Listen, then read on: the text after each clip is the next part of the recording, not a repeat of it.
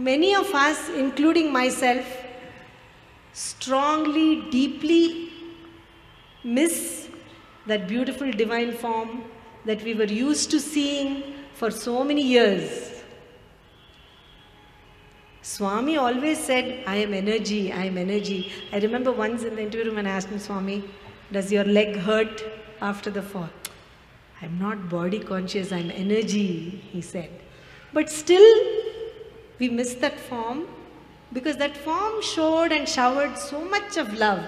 Every moment of his life was for others. Every moment that he spent was for others. He gave so much beautiful love to all of us. And therefore, I want to tell you that even though his physical presence is not here, he knows each one of us.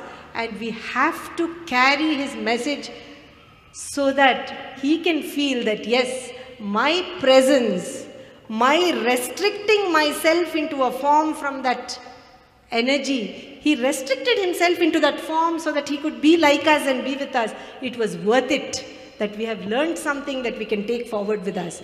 So I want to tell you this incident. Some of you may have heard it, but I do believe that I should reiterate it over and over again so that we can remember this message. Once I asked Swami, Ennisarlu, same thing, I have to repeat the same stories. Enduku? For 60 years I am telling the same thing. Still people are learning. Only for 5 years you have been talking, you are already bored. He said, 60 years I have been talking, I am still saying the same thing. I want to tell you, I went to New York for my 25th wedding anniversary to a Ganesha temple there.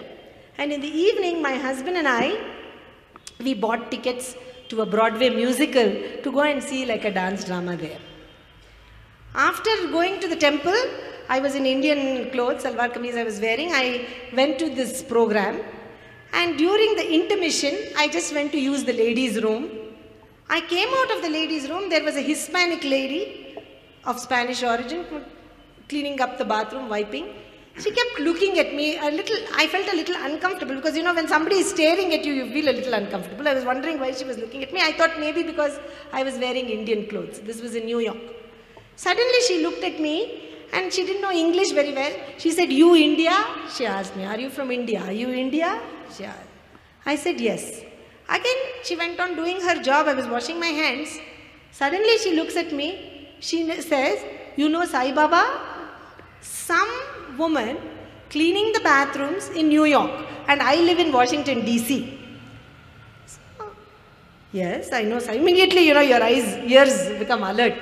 So, yes, I know Sai Baba. How do you know him? I don't know him, she says. Oh, then what's the point of this conversation, right? Why are you suddenly asking me? This is what I'm thinking. So she says, "You know, I want to ask you something. You got booty?" She asked me. Like, what is booty, you know?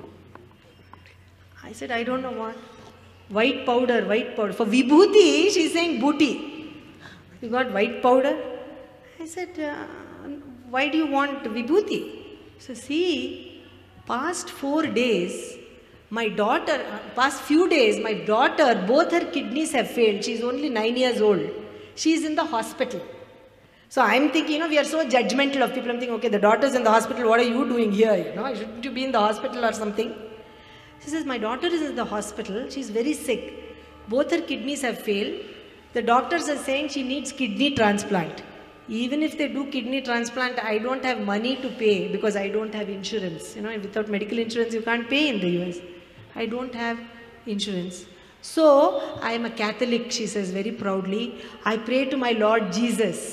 Every day I am praying to my Lord Jesus. Help me, Lord Jesus, help me, help my daughter." Lord Jesus didn't come. But suddenly, 4 days ago, a man with curly hair and orange dress, he came in my dream, she said. So I said, "Oh, what happened?" He said, "Your daughter is very sick, I know. Indian lady will come, you ask for booty." See, again she's saying booty. She says, "Who are you?" In the dream, "My name is Sai Baba. You ask for booty." So I woke up in the morning, I thought I'm going little cuckoo or some dream, you know. I didn't bother about the dream. I went to work. Second day, same dream.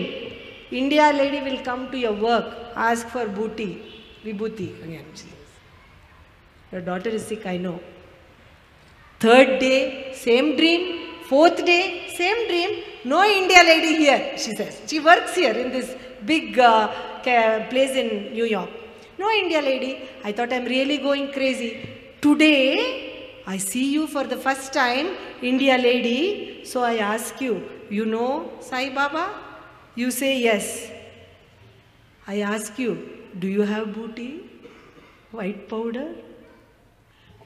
Suddenly, I had the recollection. This is in the month of December.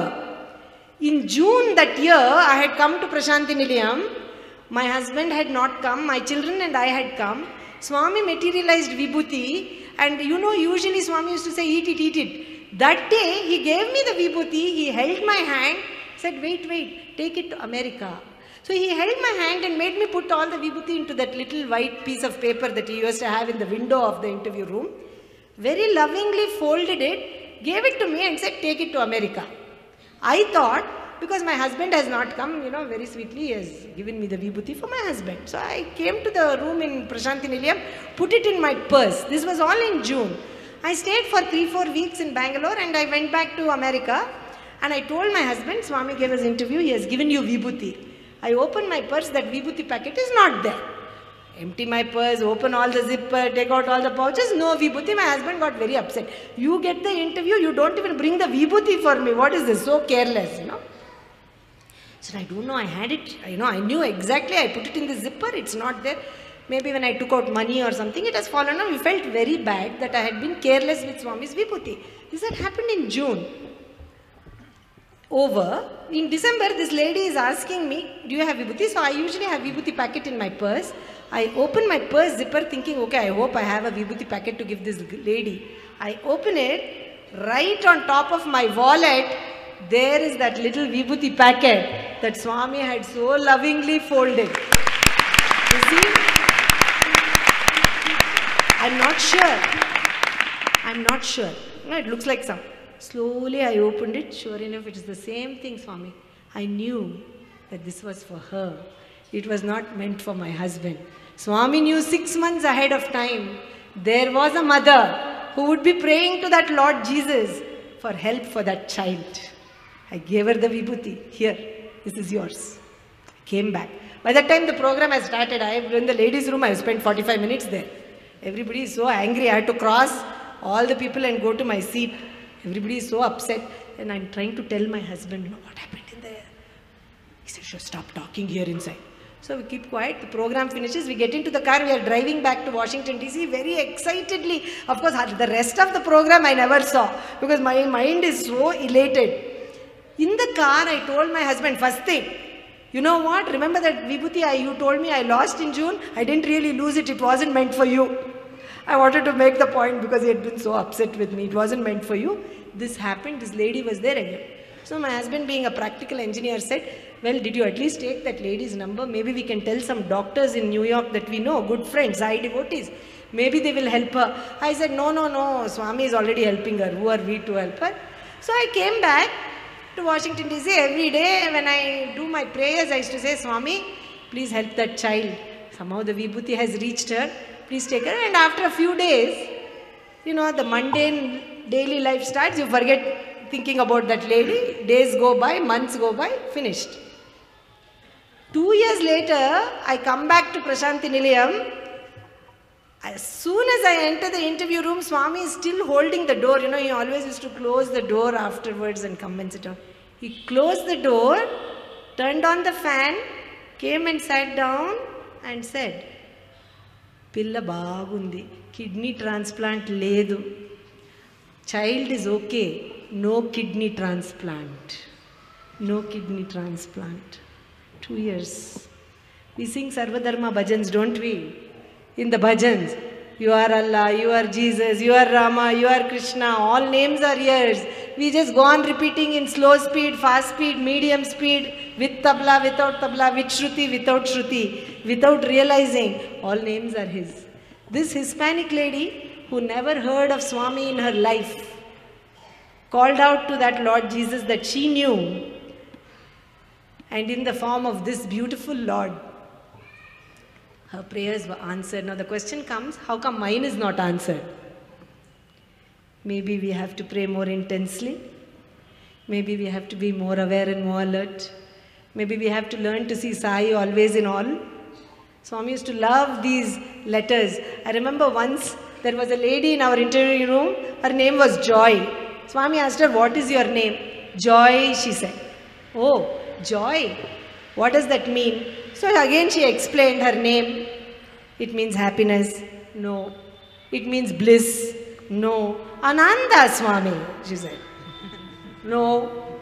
What is it, Swami? J, Jesus. O, others, next. Y, yourself, last. Jesus first, others next, yourself last. That is joy. When you do that, you will really become joy. Till then, you are just a name. How beautiful. Simple lessons to be learned, of course, learning at His feet. And as I said, we do miss His physical presence, but unless we take His message and transform ourselves to become Jesus first, others next, and ourselves last, unless we become aware and alert of all our thoughts, words and actions so that we can see Sai always in all, unless we do those things, He will always just be that 5-foot form that used to walk down and never the energy that surrounds us all the time.